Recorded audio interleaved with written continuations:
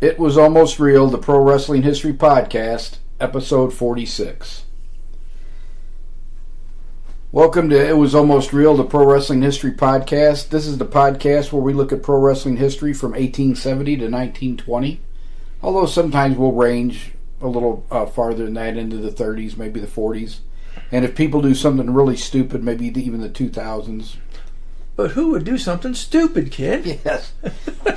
And joining me in studio this week is Dangerous Dan. We were hoping to have Caleb and or Trey, but they were both busy today, so they're going to try to be on the next one. So you might have 4 Zimmermans on the next podcast, which would be 3 too many, but it is what it is. So, yeah. My co-host is already glaring at me, and we're not even a minute in, so this will be a good episode. And we're going to try to be much more positive this week. We got a little grumpy last week, and we're going to cover it in the beginning so we can get rid of it and move on, and then we'll focus on some happy talk. But just a couple quick updates, and I'm going to talk about this in the update on the next podcast because I want you and the 2 other wise men's opinion on this. Mm-hmm. But I have got to make some corrections to Gotch versus Hackenschmidt. Okay. I wrote that in 2016, and there are a couple things in there that I know now. The conclusions have not changed at all. Yeah. But there's a couple of things in there about Gotch's rivalry with Jenkins. Mm-hmm. And then there was one other thing that I do need to change and update. Okay. The problem is, it's not as easy to update the book that's out there in bookstores and that. Right. So I've got to decide whether to do a second edition or just correct this first edition. I gotcha. So I'll throw the pros and cons to you guys about that. Okay. But I discovered that because I've been slowly, there's a beta program on Amazon where, and the voices sound really good. It's AI voices, but they've got a beta program where you can put your books into audiobooks. So okay. I've got like 4 of them I've put up now. Yeah. And focusing on the ones that people are most interested in. So. Yeah. And then I just recently finished Ken Patera's biography that Kenny Casanova, I guess, was the ghostwriter, co-writer, whatever. And I have to say, I was very pleasantly surprised. Ken Patera was the big heel in St. Louis when I was a kid. Yeah, he was a huge heel. And he, I always admired his Olympic exploits, you know, and then he got into some trouble in the 80s and wasn't as big of a fan because if you were involved in law enforcement or going to police academies and stuff, they talked about, you know, the things he and Saito did, and it was... Well, they beat up how many cops? They beat up 2 pretty badly, and they beat up about 15 or 16. Yeah. The problem for the officers was they were in a narrow hallway. Oh, it was and they couldn't surround them. Yeah. So you got 2 pro wrestlers. Those guys are too big for most people to be able to handle. Yeah. And they were basically stacking them like cordwood before they realized this is not going to end well. We're eventually going to get shot. Yeah. And they stopped fighting and surrendered. But he talks about it, and he gives you his perspective, and that's just a minor part of the book. A lot of it is about his wrestling, and, you know, somebody we're going to talk about in the review. He was good friends with Andre the Giant, and he talked about some of their exploits and that. So if you're interested in pro wrestling in the 1980s, I would strongly recommend Ken Patera's book, and I'll put a link up for it in the show notes for this episode 46, which will... The show notes are always available at kenzermanjr.com/episode in the number, so this one will be /episode 46. And I thought I had one more announcement before we talk about why you want to choose your criminal conspirators wisely.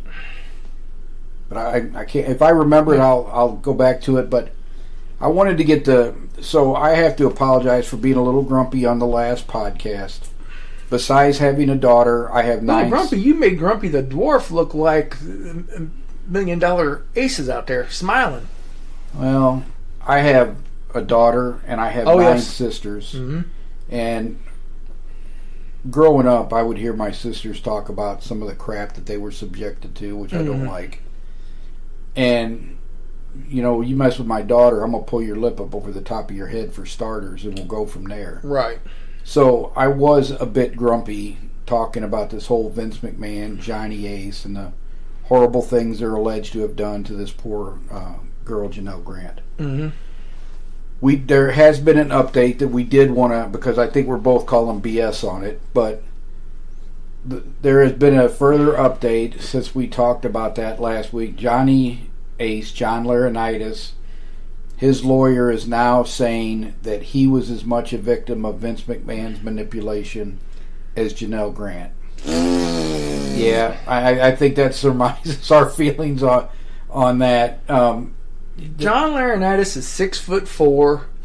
How old is he? He's in his 50s, maybe early 60s, but he's a lot younger than Vince. Yeah, and you're going to tell me that he let an 80-year-old man with dementia manipulate him into holding a woman against her will while they forced themselves on her? No. Right. That's bull. Yeah. So, and all these things are still alleged. We do have to say that it's not gone to court yet. Mm-hmm. But the evidence definitely looks like it's stacked up against them. And what I was reminded of when I heard that he had said that is when you're involved in an alleged criminal conspiracy or thinking about being involved in a criminal conspiracy, you have to choose your confederates wisely. Yes, you do. Because that's what gets all these criminals in the end is somebody who wants to save their own skin, sings like a canary bird. Mm-hmm. And, I mean, I'm sure that Gotti didn't think Sammy the Bull Gravano was going to turn state's evidence, but he sure did. Well, Johnny the Bull Laurinaitis, he'll say whatever he has to say to save his own skin. Well, of course he is, yeah. Bruce Pritchard, who would probably never do anything like this for fear that his wife would run over him and with the station wagon and back up. Mm-hmm. He would go out and lay in front of the van that was coming to take Vince to federal prison for the payouts to all these women if the federal grand jury would find him guilty of criminal wrongdoing. Bruce Pritchard would go lay out in front of the van that was coming to take him to prison. But Johnny the Bull is going to say whatever he needs to say to get himself out of the fire. Yeah, I tell you. I don't know if it'll be successful, to be quite honest. Vince has got a much better chance of getting away with it because of the money that he has. But I tell you what, some of the stuff that this young lady collected and her lawyer has, if the federal government gets a hold of that. Oh, yeah. They have some extremely good accountants, and if he was paying for these hush money payments, not only to her, but to other people, I mean, she's not the only one. This supposedly goes back 15 years. Oh, I know, yeah. Apparently, it's a little bit... And I'm going to say this, I've got to bring this up. Vince didn't have dementia 15 years ago. No, he did not. He knew exactly what he was doing. I will say one thing. I told you the timing was really odd to me. Mm-hmm. So, and according to the civil suit, this stuff started in 2020 and went on, 2020, 2021. Yeah. Do you remember in early 2021, out of the blue, Vince McMahon made John Laurinaitis the VP of Talent Relations again, a position he hadn't held in almost 10 years. Yes. And, we were talking about, he's trying to minimize what Triple H's position because Triple H, everybody couldn't wait for Vince to be gone so Triple H could be running everything. Mm-hmm.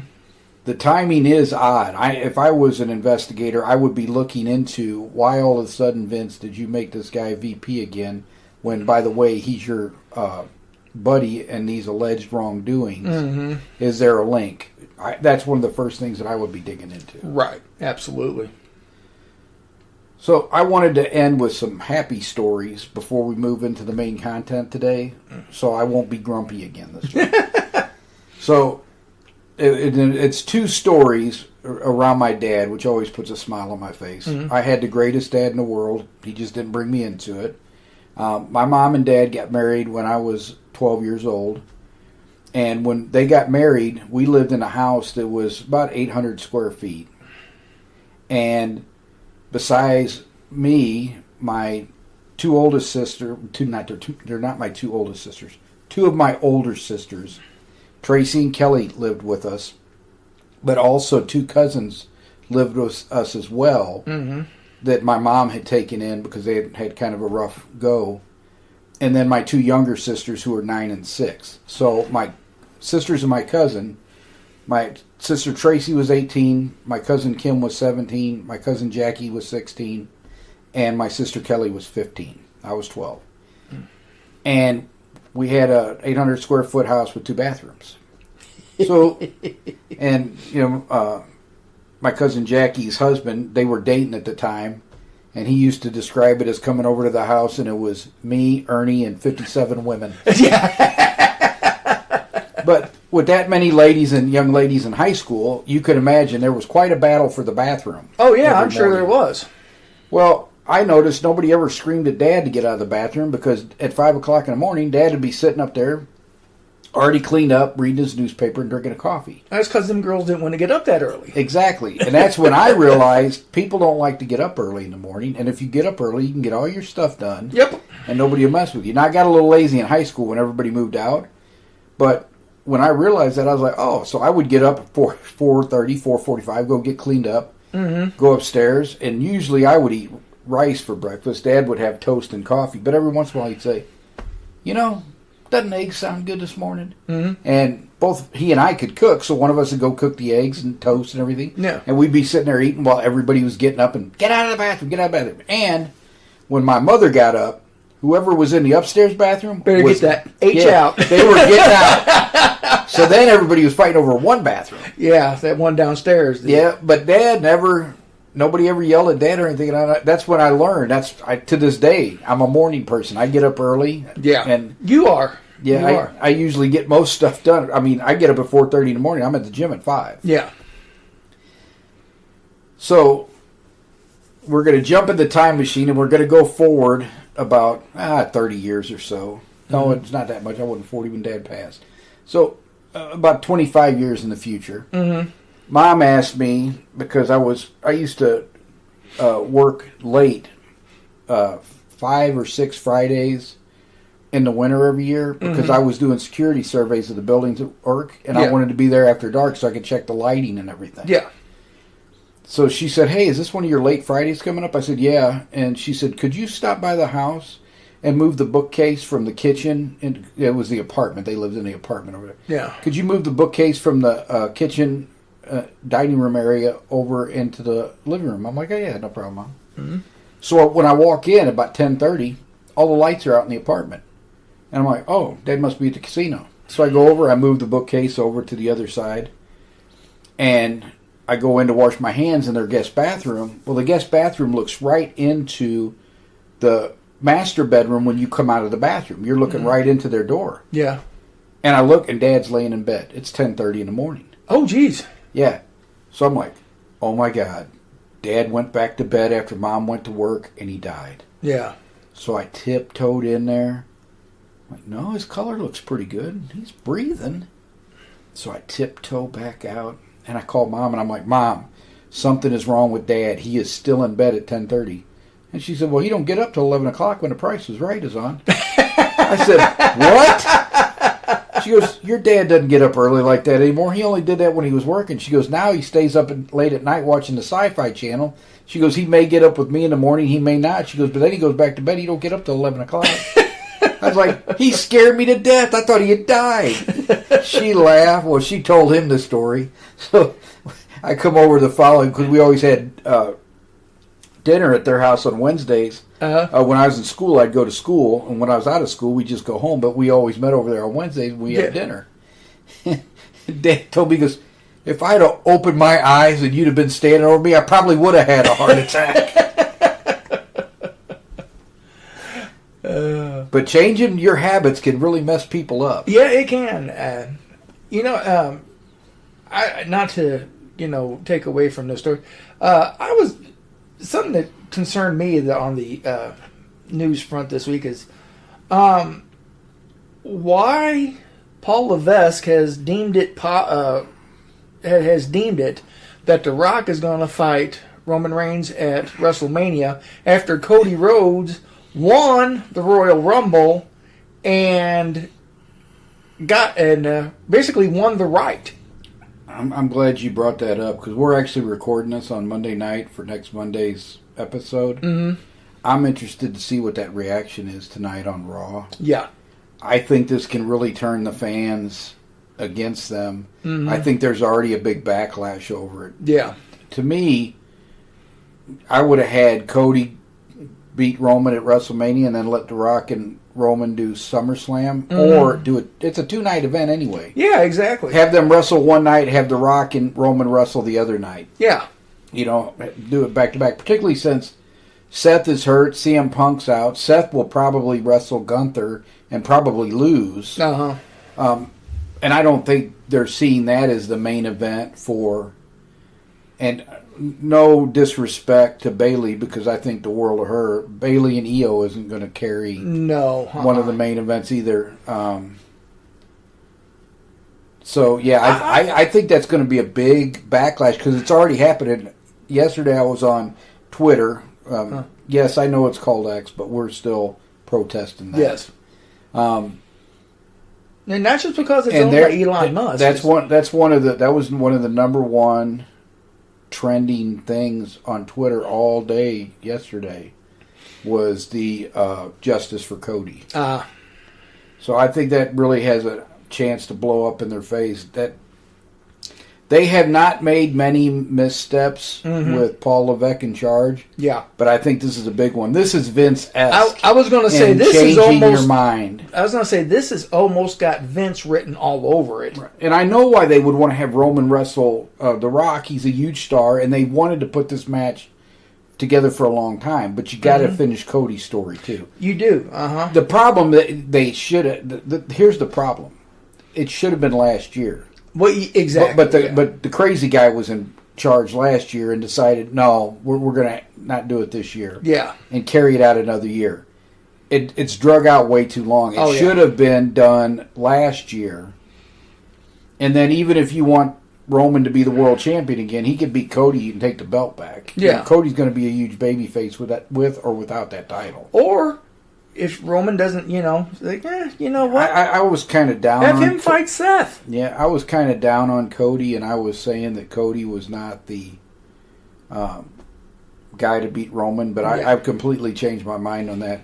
Right. He is one of the few baby faces that really does seem to enjoy being a baby face and doing the things baby faces should be doing. Yeah. Signing autographs, slapping people's hands, you know. Kissing babies. Yeah, and looking like you really enjoy it. Yeah.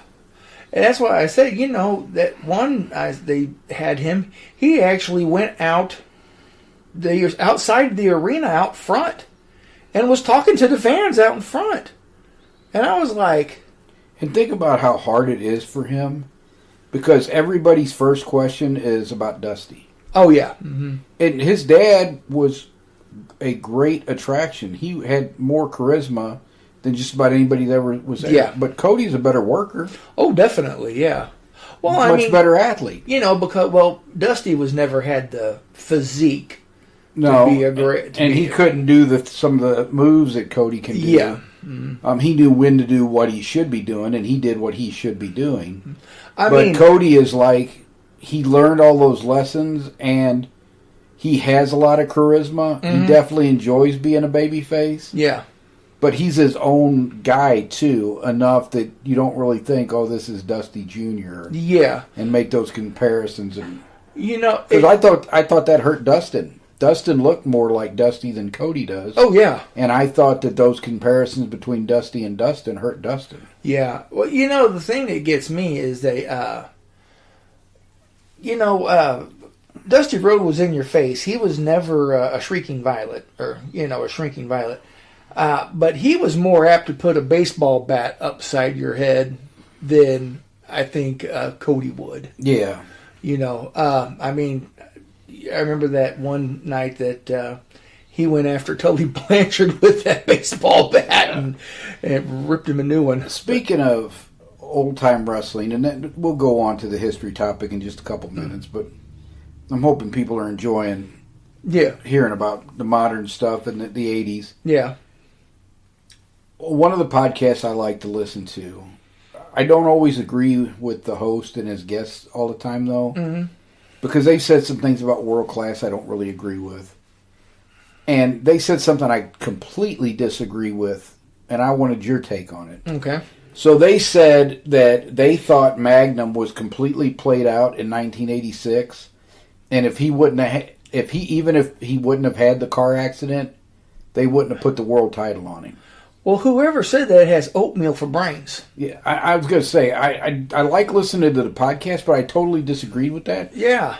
Dusty was going to put that title on Magnum if Magnum hadn't been in the accident. Yes, he was. I mean, they had groomed him for... Right. And, I mean, Dusty was going to put it on Rick Steiner since Magnum TA wasn't available. And they ended up settling on Ronnie Garvin. Yeah. But there's no way Dusty was not putting that title on Magnum TA. Absolutely, yeah. Yeah, because when they said that, I'm like, no, he was not played out. People were devastated when he was in that. Yes, he was. He was still... You know who was one of the biggest people devastated by that? My brother. Yeah. The Hulkamaniac. Yeah, because Magnum TA was a huge, fiery baby face in Jim Crockett Promotions. And I'm like, but I think these guys are older than me, so I'm like, they had to have been around back then. Were they not watching it? Right, yeah. Because that's the one thing I think people get today. People will go back and watch wrestling, and you'll go back and watch Tommy Rich, and you're like, I don't get it. Wildflower? Yes, Wildflower Tommy Rich. I forget who called him that, but I called him that for that time after. One of the heels called him that. That was my nickname for him, Wildflower Tommy Rich. But Rich was over in Georgia. Oh, God, yes, just like Jerry Lawler was over in Memphis. Yeah. And people don't understand because he spilled buckets of blood in all those wars with Bud Sawyer. And people went to live events, and there's not video from that. Yeah, I know, yeah. And I told you I thought the same thing. When I saw Junkyard Dog in WWE, I'm like, why was everybody in the magazine so crazy about him? Mm-hmm. But when you go back and see him in Mid-South in 81, 82, you're like, oh, now I get it. Exactly. Same thing with Jim Duggan. It's very difficult to, really about Jim Duggan, too. Bill Watts knew how to use him better anyway. Yeah. But I think that if you didn't live through it and you didn't see all of that, you'll go back there and you'll look at that and you're like, no, he was played out. No, he was not played out. No, he was not played out, no. Because you and I were talking about it the other day. You go back now and you watch Kerry Von Erich matches, and you're like, well, he wasn't nearly as good as everybody thought he was. No. But in the 80s, that guy was over because not many people looked like him, and he could wrestle well enough that he could fit in, but he was never the worker his brother David was. Not even close. Not, yeah. But if you go back now and you watch it, it's like, oh, I'll tell you one thing that doesn't hold up at all. ECW. Oh, yeah. Go back and watch ECW now and you're like, why was this ever popular? Yeah. But I'm telling you, in the 90s, that was over. That was super popular. You know, I didn't even like it in the 90s, though. I didn't want to see some idiot come out and beat himself in the head with a kendo stick and drink beer and smoke cigarettes. I agree with you, but I will tell you the one thing about ECW, I would compare it to AEW today. There were some real gems in there with like RVD matches. Oh, yeah. And things like that. One of my favorite wrestlers of all time is Lance Storm. Yeah. And he had some great matches in ECW, but you had to watch a lot of garbage around it to see those good one or two guys you wanted to see or one or two good matches. And I think a lot of it is like AEW today. You got to watch a lot of the garbage to see the gems that are there. Yeah. And to be able to appreciate, it'll be interesting in 20 or 30 years to see what people think of AEW. Yeah. It'd be interesting what people think of Tony Khan. Yeah. Well, I mean, we've talked ad infinitum about some of the challenges Tony has. But we're trying to be a happier episode. So this week, we're not going to beat up on Tony Khan. We're not going to take issue with his management style or lack thereof. We are going to think happy thoughts. That always made me happy. What can we say nice about them? He's not Vince McMahon. He's not a twin. Samoa Joe was a good pick to put the world title on. Oh, absolutely. Yeah, absolutely. Yeah, there was no better. Yeah, so, kudos, Tony. Yeah. It's a happy episode, and we applaud you for doing that. Okay. Now, back to the regularly scheduled program. Yeah. I had to go back and check, because I did not remember and we're already up to episode 46. Uh-huh. I didn't remember talking about William Muldoon, who was actually the first wrestler I ever wrote a book about. I don't think we did. No, I can't remember. I couldn't remember. I went back and looked at the episodes I did before you guys were joining me. Uh-huh. And I didn't talk about William Muldoon. Well, I'll be darned. So I'm going to talk a little bit about him today and his main rival, who was Clarence Whistler. Uh-huh.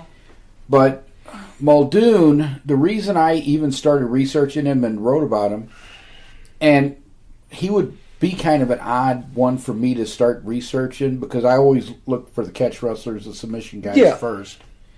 He was a Greco-Roman wrestling specialist. Now, that is what the world title was contested in back in the 1880s. Mm-hmm.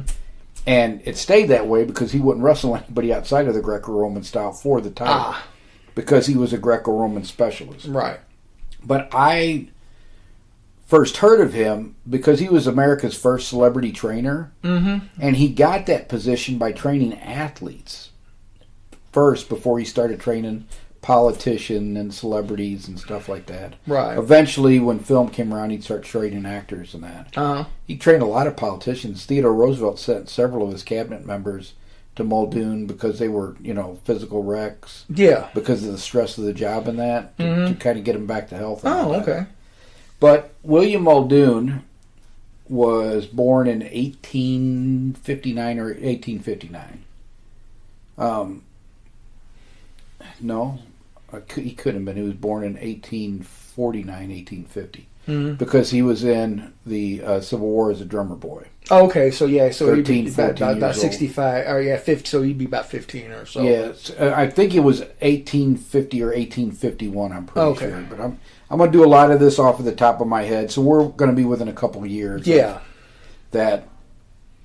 And he was a New York City policeman for a while. Mm-hmm. Because he was a big, strong, strapping guy. So, yeah.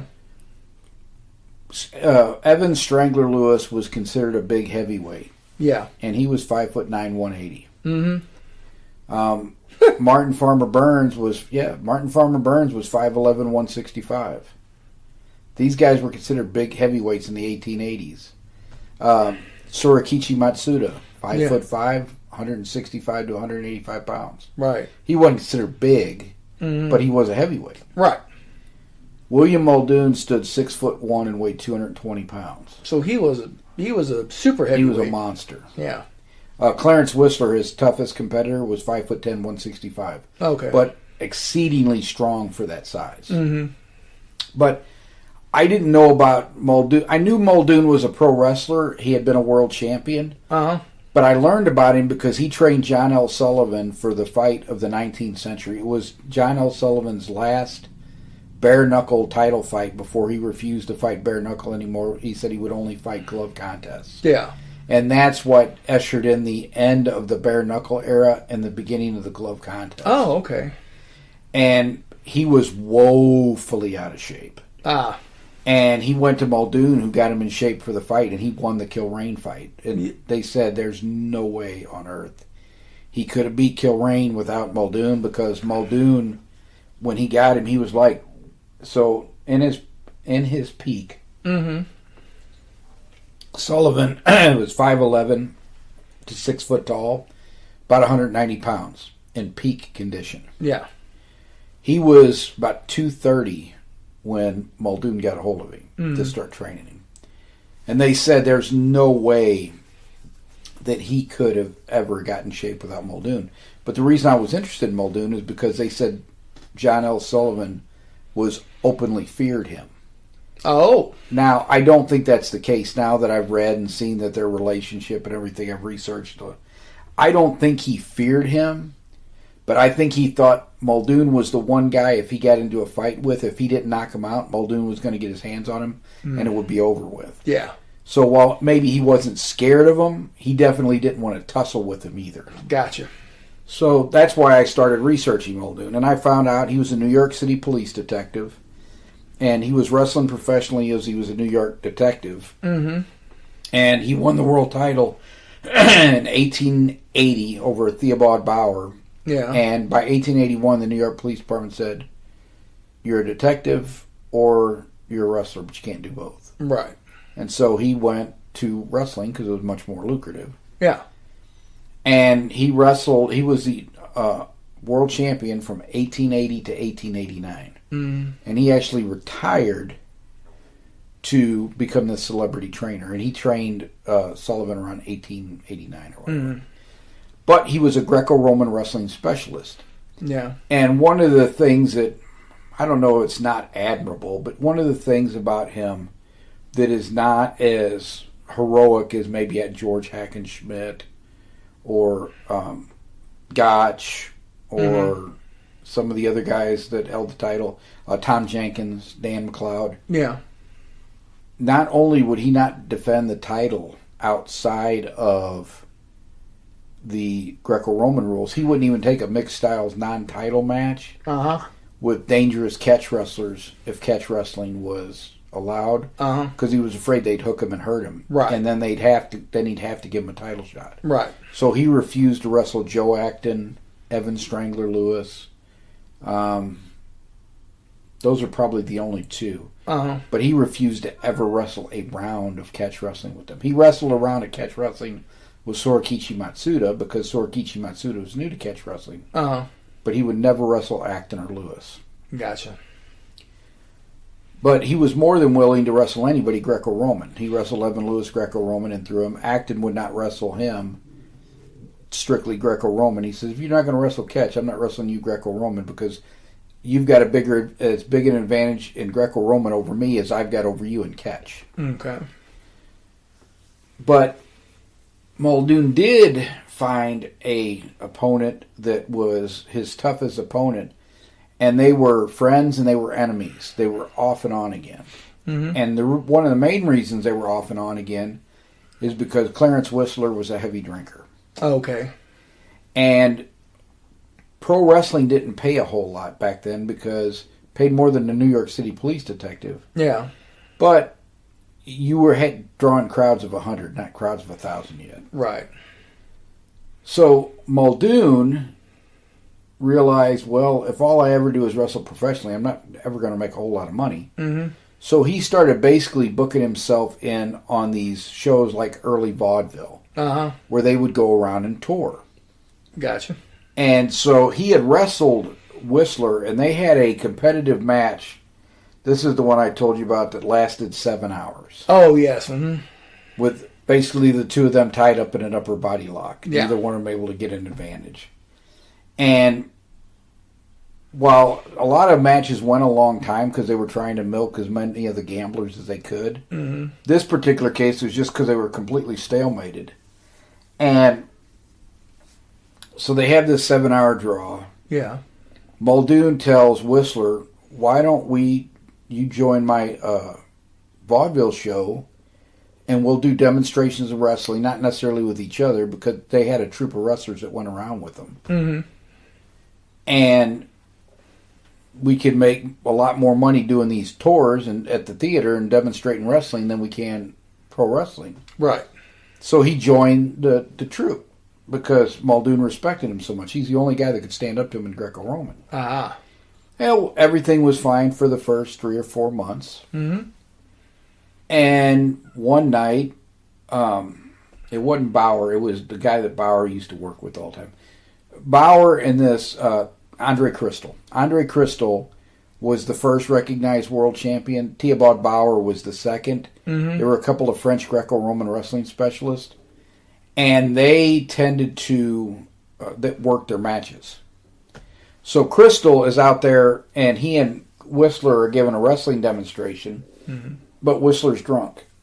And either Crystal does something that pisses him off, or he didn't need anything to make him mad. He just decides. He starts roughhousing Andre Crystal all over the stage. There's nothing Crystal can do about it because Whistler's a superior wrestler.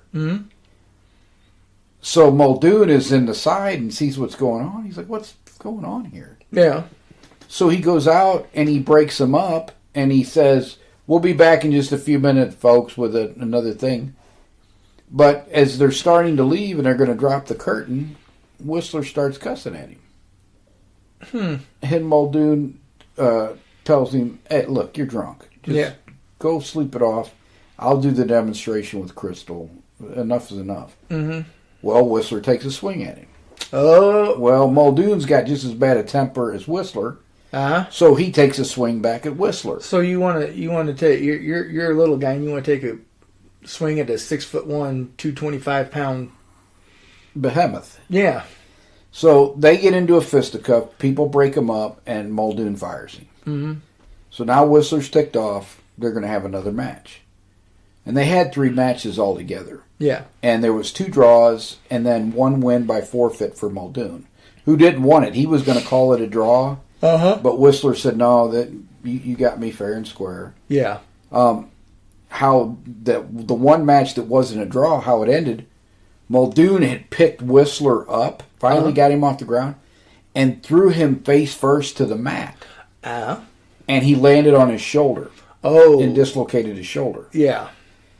And when Muldoon realized what happened, Muldoon said, that's on me. I threw him face first because I was angry. Mm-hmm. I don't want to win like that. We'll just call this a draw too.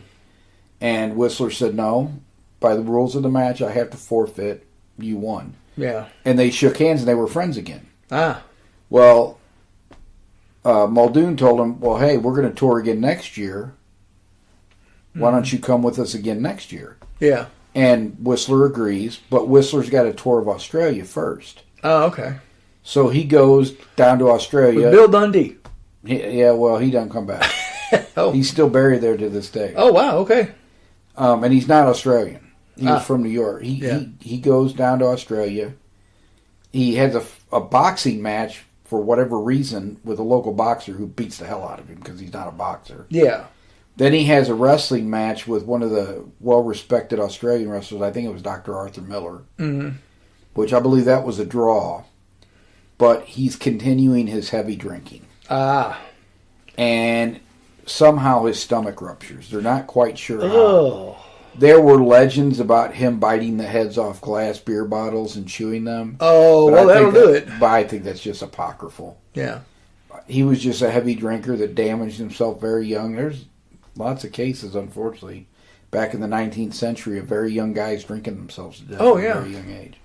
But he's 26 years old and dies of some kind of abdominal rupture. Mm-hmm. Well, he's also, because he's a free liver, lives freely, he spent all the money he's made. So he ain't got 2 dimes to... But the people in Australia, the sporting fans and all of that, they basically came up with the money to bury him in Australia. And his wife didn't have the money to bring him back. So she just bury him in Australia and everything. And so... Kind of like Jim Thorpe. Yeah, I guess. I mean, Jim Thorpe had never been up to Jim Thorpe, Pennsylvania, but they said, hey, we'll build him a monument and make it real nice for you. And Jim Thorpe's widow said, go ahead, take him. Yeah. Yeah, sometimes it works out because funerals are not cheap. Mm-mm. And obviously there was no money for her. I think the people sent money back to her even though he was broke. Yeah. So they ended friends, but they never did go on that second tour because he died. Yeah. And that was really the only person who ever could give Muldoon a match.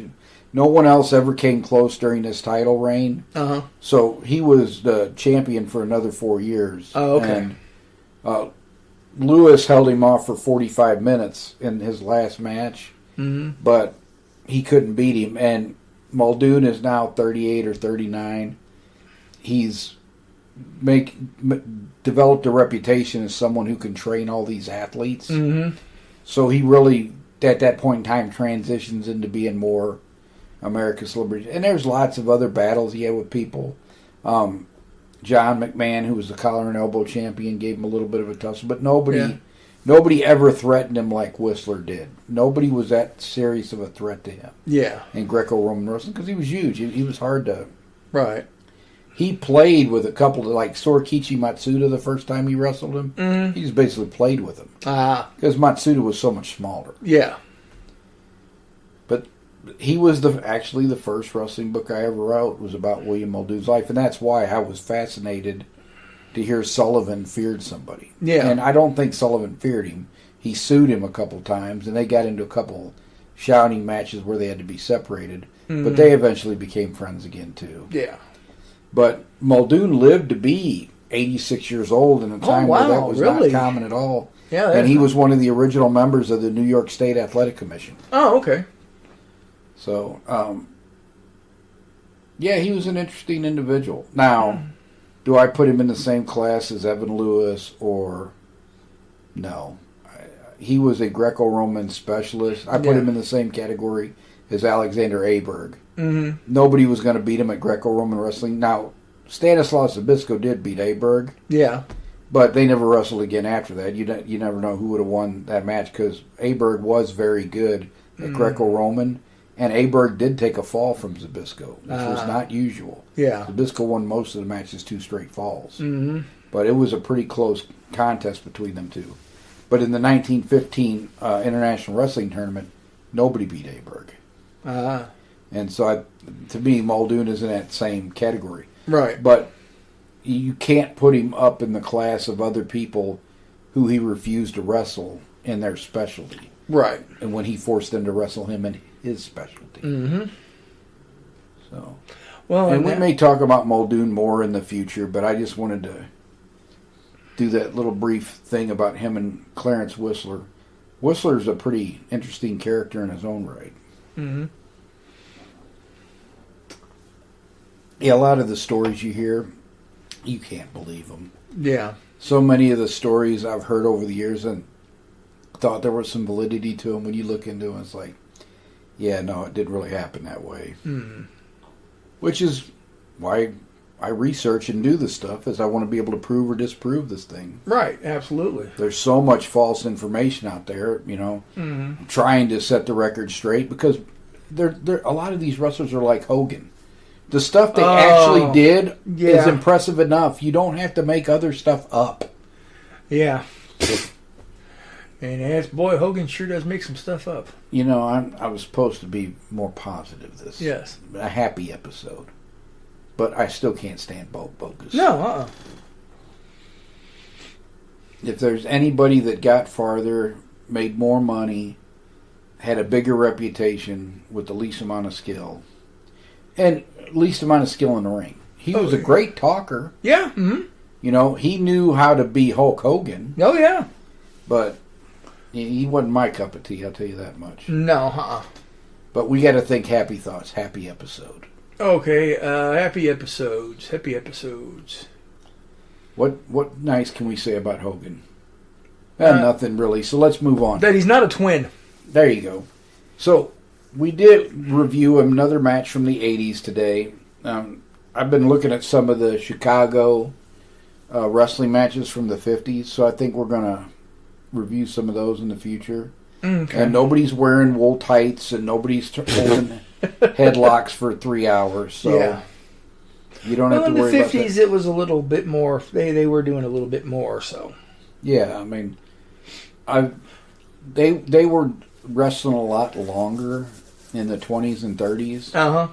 But a lot of that was because they were milking gambling schemes. Yeah. It wasn't because they were just laying on the ground in a rest hold, which Jim Cornette says is not even a wrestling term. The smart fans came up with that.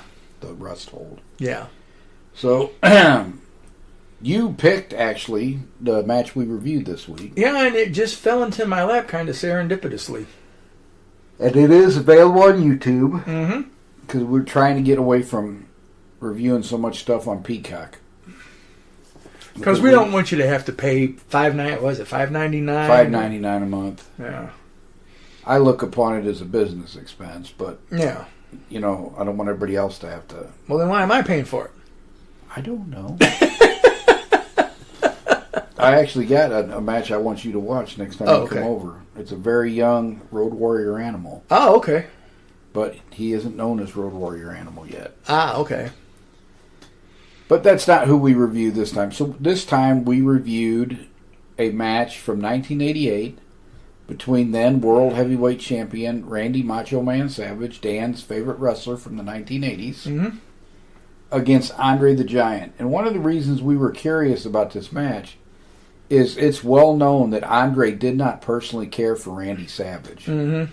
And he would do things like stand on his hair and pull him up, slap him as hard as he could. Mm-hmm. And we were interested to watch the match because I've seen him stand on his hair and pull him up before. Yeah.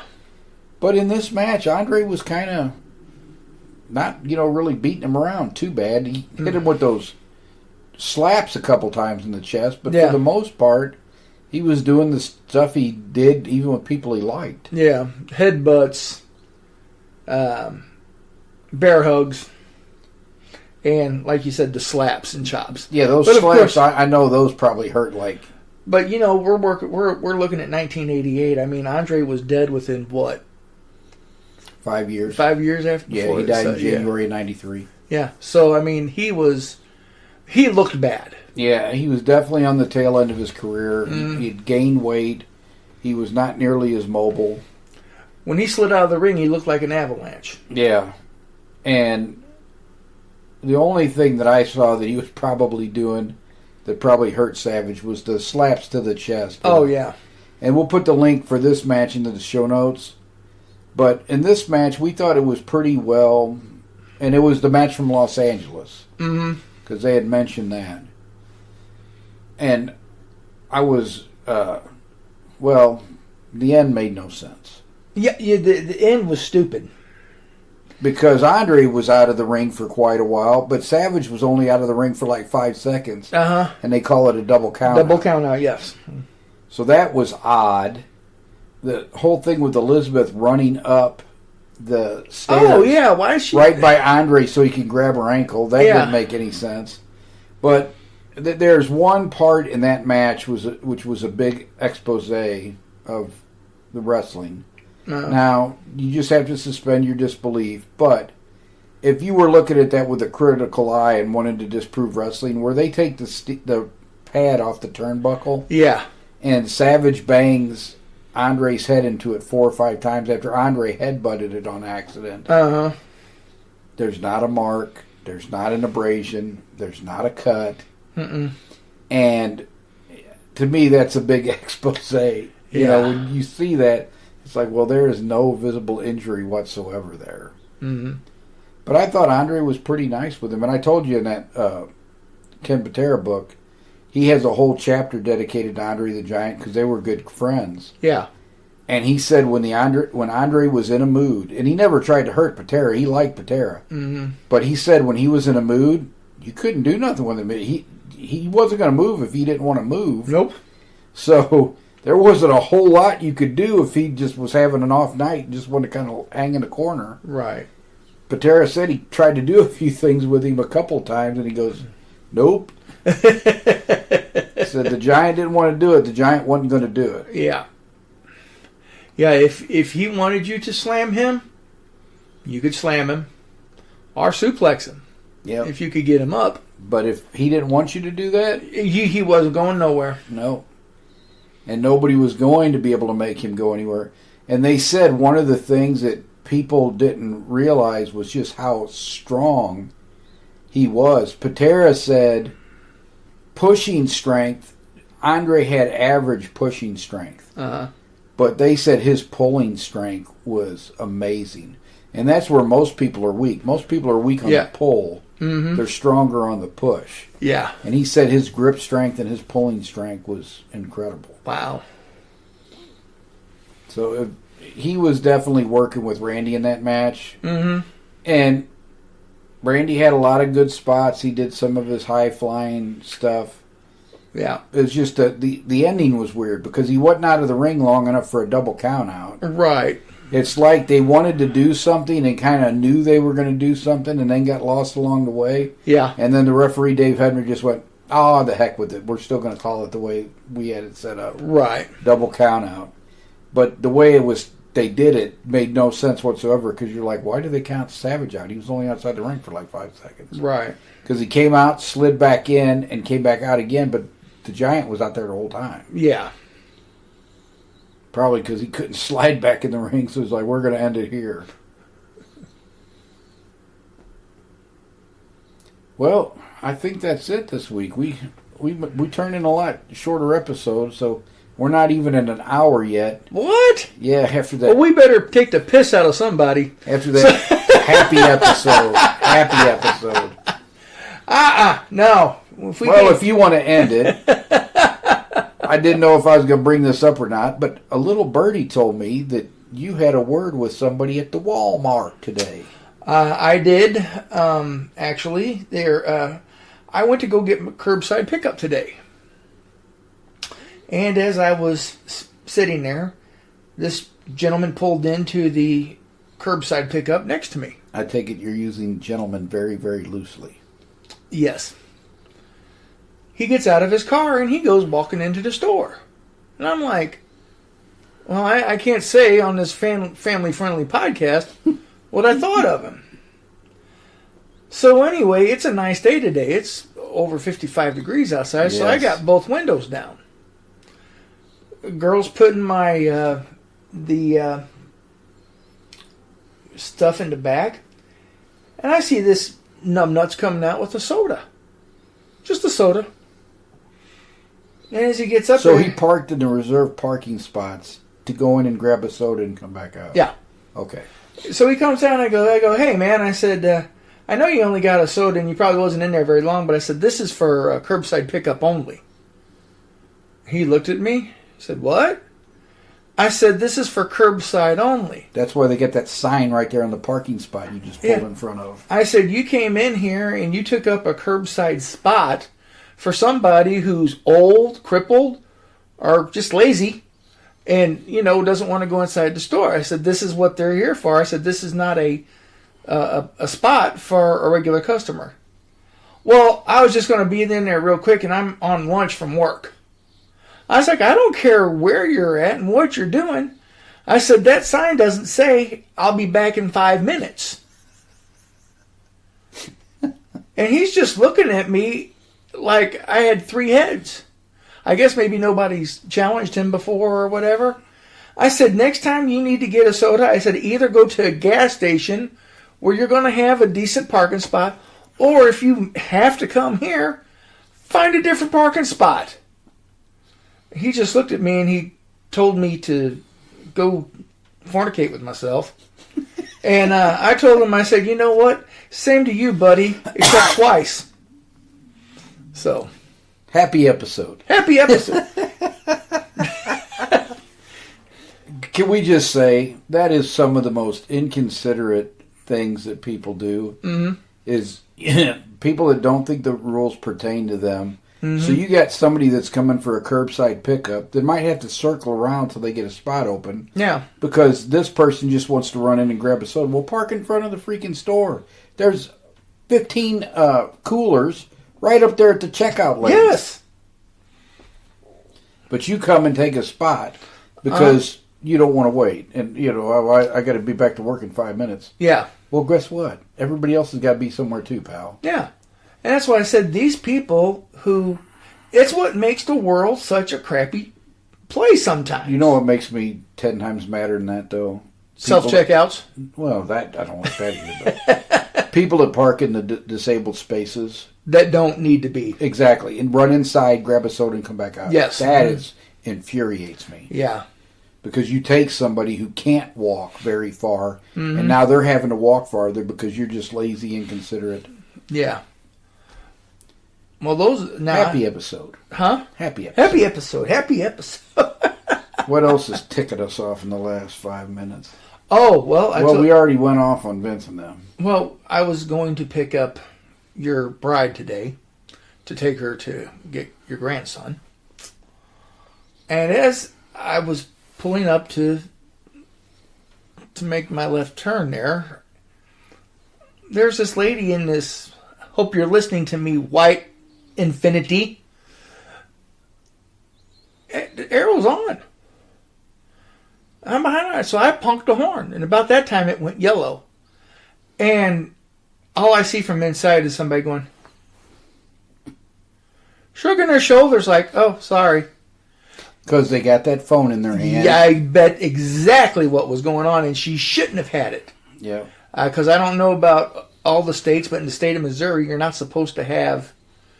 I have seen people with tablets up on the steering wheel. There's no way you can drive and do that. No, not at all. I'll tell you what, if I see somebody doing that, that tablet's going to become a nice road hazard. My old captain said there ought to be a law in the state of Missouri that if you're in an accident because somebody is looking at that one of those cell phones or tablets, that you can legally do something physically impossible with that phone or that tablet. I would agree with that. I tell you what, it is a little bit extreme.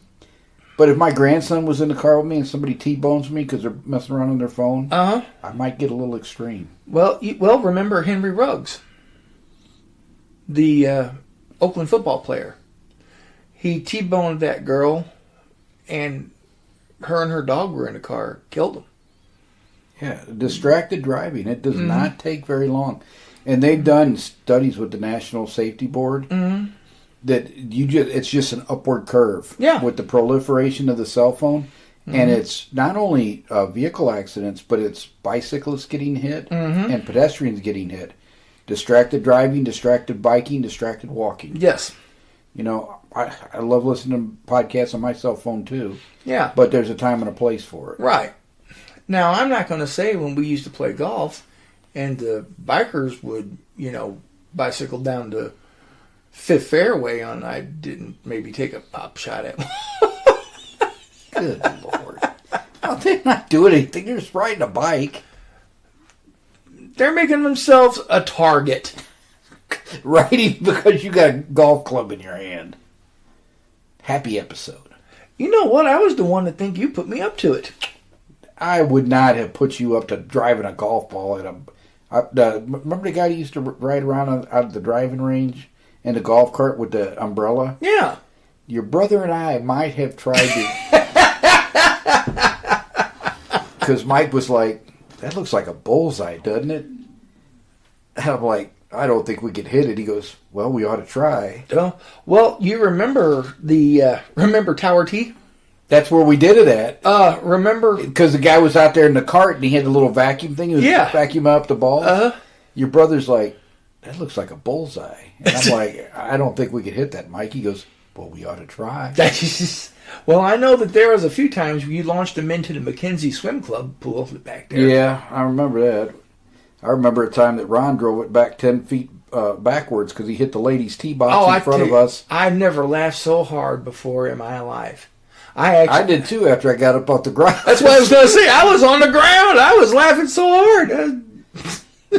Dan and I are standing there. That ball's come back at us. We're like, we both died to their side.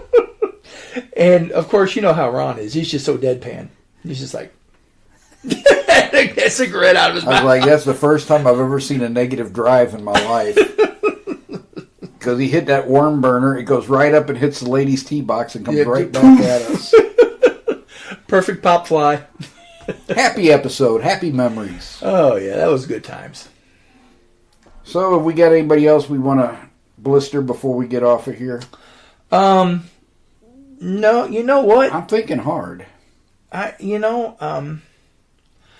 If anybody, it's got to be the creative control at WWE for what they are doing to Cody Rhodes right now. Yeah, well, I think that's going to blow back up in their face. Like I said, that was the number one trending thing yesterday. I'm very interested to see what that reaction is going to be tonight. Yeah, exactly. Now, they're not going to want to put it up, but with everybody getting a cell phone, I guarantee you it'll be up all over the place. Oh, yeah, absolutely. Where to get booed out of the building. Mm-hmm. And, I guess it's... I can't really take the wind out of anybody's sail without getting political, and I like to stay away from politics. And politics and religion are things you should best avoid and not really get into. So. Yeah, especially on a podcast. Well, I figure most people want to come here and have a little mindless entertainment and escape all the nonsense instead of hearing about it.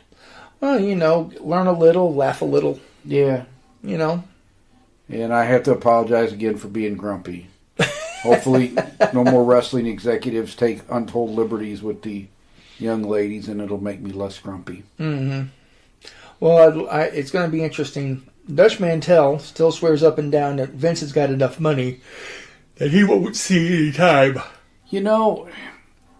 I would probably agree with that. Mm-hmm. But when you start when the federal government starts taking an interest in you making illegal payments, yeah, we don't know that they're illegal, but that's what they're investigating, that these payments were made with company funds that should have been made with private funds. Yeah. You start playing around with the federal government, it gets Alcatraz-y real quick. Oh, yeah. Mm-hmm. And if they take an interest in you, it's very hard. Now, he beat them once in the steroid trial, case, but yeah. that was kind of a weak case anyway. Yeah, it was. But now... He was wearing that dollar collar.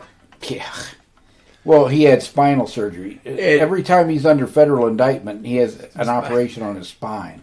He had back surgery this time. Remember Hogan lost about 30 pounds during that time? Yeah, that was amazing, wasn't it? Oh, gotta quit doing the roids. I told you the other day, I was shocked. I was watching Triumph and Tragedy of World Class, and they were doing some of the Freebird interviews from back at that time. And Michael Hayes came right out and said, yeah, Von Erich, talking about Kerry Von Erich, goes, you use all them steroids and you get all jacked up like that. I'm like, he just called Kerry Von Erich a roid head right there on Dallas television. Well, the funny thing is, Jimmy Garvin was one, but you never would have noticed it. You couldn't tell it. Because there are guys that you're like, oh, if they're on steroids, they're on the wrong kind. But if they weren't on steroids, they'd be smaller. Oh, yeah. Well, that's what they said. Jimmy Garvin was like 140, 150 pounds. Right. Because he got mad at Jim Cornette because Jim Cornette, he said, didn't sell for him enough when he hit him. And he's like, I'm bigger than you. Yeah, and you're juiced to the gills. Yeah. You're juiced to the gills and I'm bigger than you. Mm-hmm. Well, there's a guy that I go to the gym with who's around my age. Yeah. I think he may even be a few years younger than me. Mm-hmm. Juiced to the gills. And I'm like, what's the purpose? There's no reason at our age. I don't think he's competed professionally or anything like that. In fact, I know he's not. Yeah. So it's like, at our age, what's the purpose of that? Well, it's probably all he's done and all he knows, and he figures I better keep it up before I end up. The problem is, when you keep your body in an anabolic state like that all the time, you're also increasing the bad cells as well. Yeah, that's why so many people that use those things end up with cancer in that. Yeah. Well, I mean, look at, But I told you when I was younger, I liked Kerry because I'm like, oh, I'd like to be built like that. And then I realized, but he's a chemist. He went about to the chemist. 5 or 6 years later, when I was working out in my first bodybuilding gym, oh, you only look like that if you're going to take roids, and I was never going to do that. Right. Yeah. I would get as big as I could naturally. Mm-hmm. It's just, and it's like, and I hate to keep pointing fingers, but look at how bad Paul Orndorff looked after he quit. Well, most guys, when they quit using them, mm-hmm. they look like hell. Yeah, and their body quits producing testosterone. Mm-hmm. So you're either going to live with really low testosterone or you're going to take TRT and try to get it to a normal level, but then you're also going to have the ramifications of that increases your chances of cancer and everything. Yeah.